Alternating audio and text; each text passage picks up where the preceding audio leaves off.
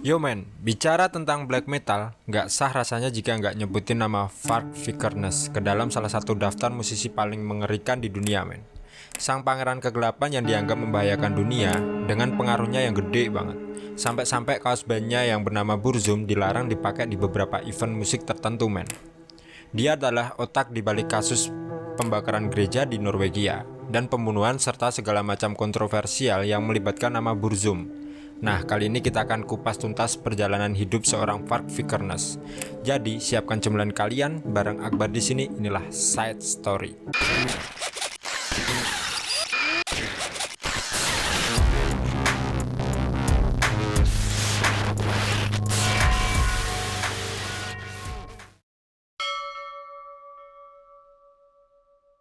Varg Vikernes lahir dengan nama asli Christian Vikernes pada tanggal 11 Februari 1973 di Bergen, Norwegia. Masa kecilnya mungkin terlihat biasa-biasa aja men, tapi dari sini kita mulai melihat sedikit gambaran tentang siapa dia nantinya.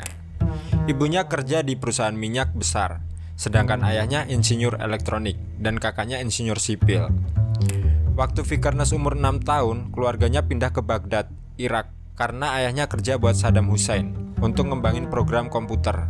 Dan Vikernes harus sekolah di sekolah umum karena nggak ada sekolah khusus buat orang yang berbahasa Inggris saat itu. Di sini Vikernes mulai sadar soal masalah rasial karena lingkungan sekolahnya. Keluarganya sering pindah-pindah karena kerjaan ayahnya. Ini bikin Varg agak susah punya teman tetap. Jadi dia lebih sering sendirian gitu. Dan pas umur 10 tahun nih, orang tuanya bercerai. Di titik ini Varg mulai jadi introvert dan lebih suka dunia fantasi daripada dunia nyata men.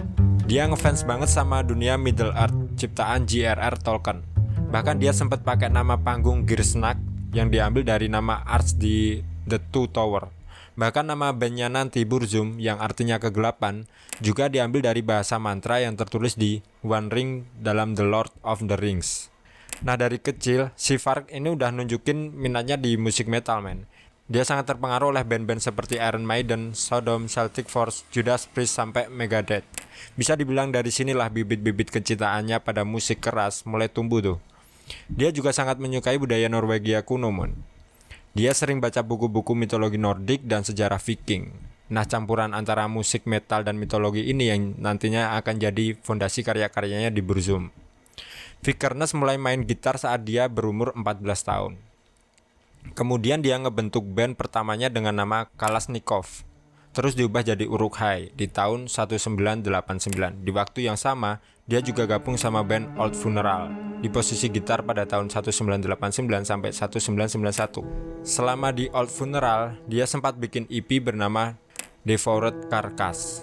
Kemudian dia keluar dari Old Funeral, lalu mutusin buat ngegas proyek solonya Burzum.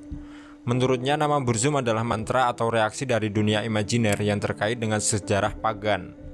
Dia akhirnya bisa nuangin visi musiknya yang lebih personal dan eksperimen, yang bisa bikin pendengarnya lebih rentan terhadap keajaiban seperti kesurupan gitu. Terciptalah musik yang melankolis dan atmosferik, yang kemudian dikenal sebagai black metal. Karena si Vikernes ini udah tumbuh dengan menganut filosofi paganisme dan mitologi Nordik man. Hal ini mendorongnya untuk nyiptain musik sebagai bentuk protes dan juga kebanggaan terhadap akar budaya Skandinavia yang dicintainya. Kepercayaan ini dipeluk oleh masyarakat Skandinavia sebelum Kristen datang untuk nyebarin ajarannya. Orang-orang yang menganut kepercayaan ini benci banget sama Kristen man. Karena menurut sejarah nih, penyebarannya sering dengan cara paksa sampai nggak segan membunuh orang yang menolaknya. Mereka juga membakar dan menghancurkan kuil-kuil Viking supaya orang-orang gak balik lagi ke kepercayaan lama mereka gitu. Hingga pada tahun 1991, Vikernes merilis 2 kaset demo yang kemudian melambungkan namanya menjadi grup band black metal terkenal di Norwegia. Ini membuat Euronymous dari Mayhem tertarik untuk ngajakin Vikernes gabung dengan label barunya, Dead Like Silence Production. Sedikit informasi nih men. Euronymous ini adalah sosok sentral di komunitas black metal Norwegia. Dia ini owner dari band Mayhem yang dianggap sebagai salah satu perintis genre black metal saat itu. Selain itu, dia juga punya toko musik keren di Oslo bernama Helvet. Toko ini bukan cuma tempat jualan kaset doang, tapi jadi home base buat musisi black metal buat sekedar nongkrong, diskusi ide, dan rencanain proyek musik bareng gitulah. Oke, balik lagi ke ceritanya ya. Si Vikernes mengatakan kalau dia ingin membuat album dengan kualitas rekaman seburuk mungkin, namun tetap bisa dinikmati.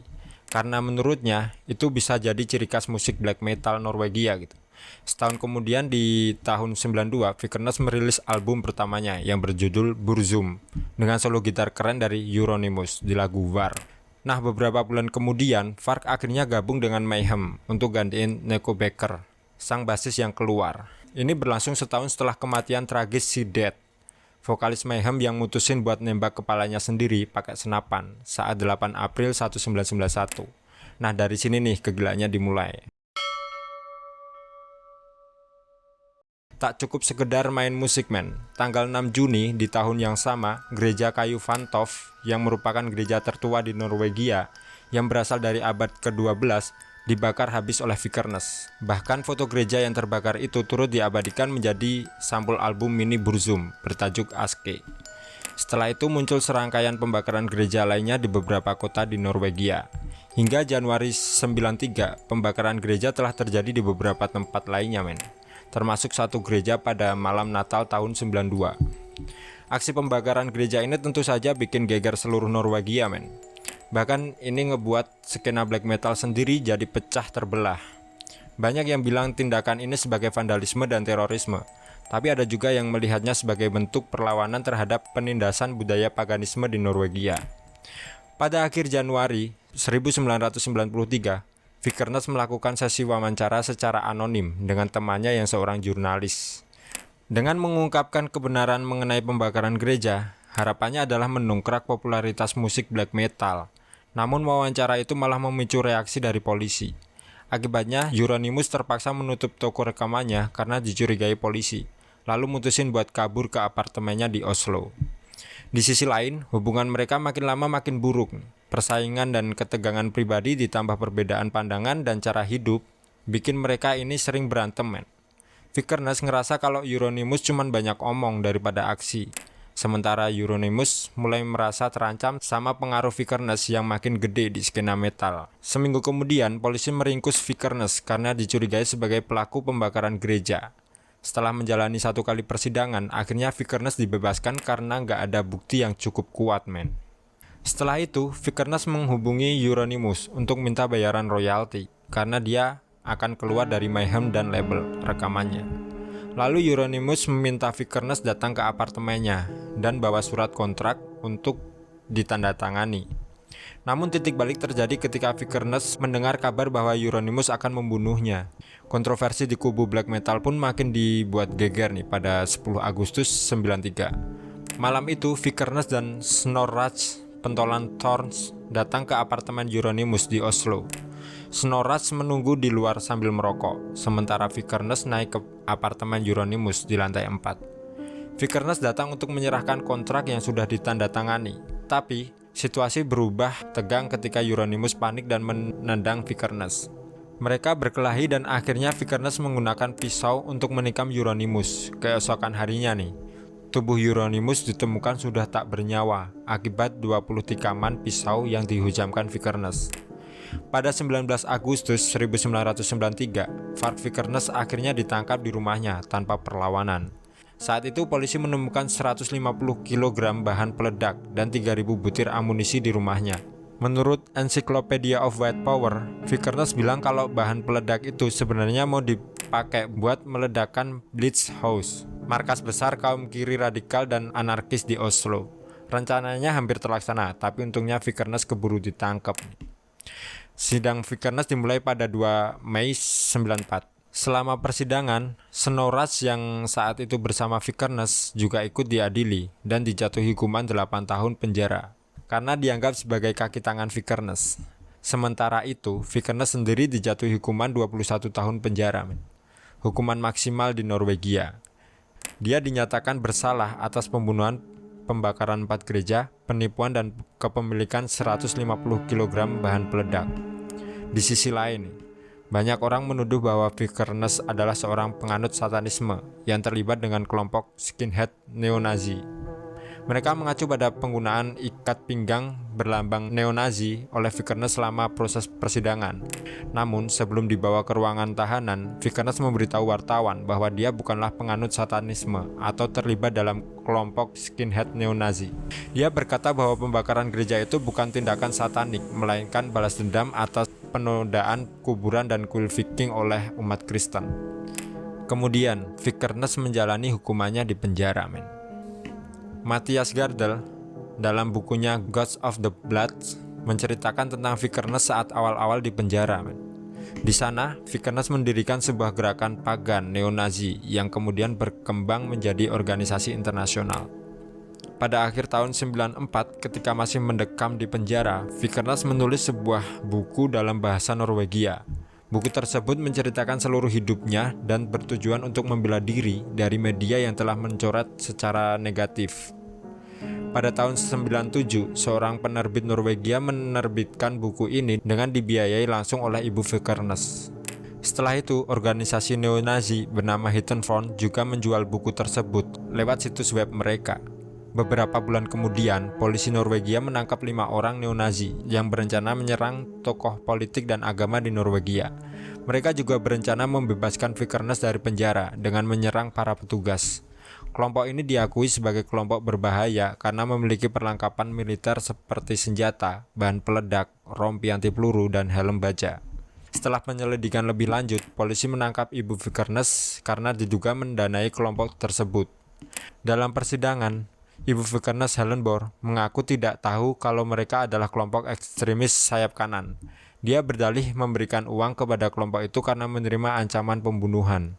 Akhirnya, Ibu Vikernes dibebaskan bersyarat setelah pengadilan mendengar semua alasannya. Sepanjang tahun 97 sampai 99, Burzum merilis 2 album yang direkam oleh Varg Vikernes saat dia berada di penjara, meskipun hanya menggunakan alat seadanya. Album-album tersebut tetap berhasil. Namun setelah itu Vikernes memutuskan untuk berhenti sejenak. Ini karena filosofi Burzum sering disalahartikan oleh para penggemarnya yang kurang paham, terutama karena mereka terlalu terkait dengan black metal dan satanisme. Pada 26 Oktober 2003, Varg Vikernes melarikan diri dari penjara saat mendapat cuti singkat. Namun dalam waktu kurang dari 24 jam, dia kembali ditangkap saat menuju rumah dengan mobil hasil rampasan. Polisi menemukan pisau, pistol, senapan mesin, masker gas, peta, kompas, laptop, dan ponsel di dalam mobil tersebut. Akibat kejadian ini, masa tahanan Vikernes diperpanjang 13 bulan. Dan dia dipindah ke penjara Trondheim yang sangat ketat keamanannya. Pada tahun 2007, Vikernes menikahi wanita Prancis bernama Mary Cage. Saat masih berada di penjara, pada 22 Mei 2009, setelah menjalani lebih dari 15 tahun hukuman, Vikernes dibebaskan dengan masa percobaan. Dia kemudian mengubah namanya menjadi Louis Cage dan pindah ke Prancis untuk tinggal bersama istrinya. Vikernes kembali aktif dengan Burzum, mulai mengerjakan materi untuk album terbarunya. Pada rentan tahun 2010-2012, Burzum merilis 3 album dan 1 album kompilasi. Semuanya diproduksi oleh label independen di Norwegia. Kemudian, Abstract Soundbooks menerbitkan buku tentang Varg Vikernes yang mengulas politik keagamaan Skandinavia dari zaman batu dan zaman perunggu. Buku ini banyak diperdebatkan karena lebih menekankan spekulasi pribadi Vikernes daripada teori akademis. Di tahun 2013 nih, Burzum akhirnya merilis album elektronik pertamanya yang juga diunggah ke YouTube-nya dengan judul Back to the Shadow. Selama masa bebasnya dari penjara, Vikernes aktif sebagai blogger dan mengelola saluran YouTube bernama Twellen Perspective. Beberapa bulan kemudian, bersama istrinya, ia merilis sebuah film dokumenter di YouTube-nya. Film ini mengambil inspirasi dari kisah Bear Worship pada masa Neanderthal, terinspirasi dari kitab kematian Book of the Dead. Pada 16 Juli, Vikernes dan istrinya ditangkap atas dugaan rencana aksi terorisme setelah sang istri membeli 4 senjata api. Informasi dari pemerintah Prancis menyebutkan bahwa Vikernes diduga terlibat dalam manifesto terorisme sayap kanan yang terkait dengan Anders Behring Breivik yang bertanggung jawab atas serangan di Norwegia pada tahun 2011 yang menewaskan 77 orang.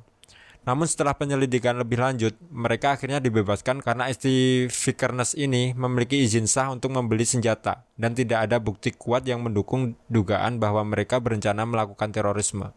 Pada tahun 2014, Vikernes kembali diadili di Perancis karena konten blognya yang dituduh memprovokasi kebencian antar Yahudi dan Muslim. Dia dijatuhin hukuman 6 bulan percobaan dan denda 6.000 pound sterling atau sekitar 152 juta rupiah. Setelah itu Burzum merilis album terbarunya. Namun pada tahun 2019, YouTube-nya yang memiliki 250.000 subscriber harus dihapus karena semua kontennya dianggap sensitif, termasuk dukungan terhadap diskriminasi dengan segregasi tanpa pengecualian. Pada tahun 2020, Burzum merilis album terakhirnya dengan nama tersebut, sebelum Varg Vikernes membentuk band baru. Seorang sutradara menggambarkan Vikernes sebagai salah satu musisi metal paling ikonik sepanjang masa. Tidak hanya karena karya musiknya, tetapi karena kejahatannya, pandangan politiknya, serta agamanya. Vikernes telah menjadi idola bagi kelompok skinhead neo-Nazi karena pandangan dan ideologinya. Dia dikenal karena penentangannya terhadap segala hal yang dianggap ancaman bagi identitas pagan Eropa, termasuk Kristen, Islam, Yahudi, dan kapitalisme. Vikernes juga dikenal karena keinginannya untuk melawan konspirasi Yahudi internasional yang dia percaya telah merusak identitas tradisional Eropa. Lalu cerita pun selesai sampai di sini.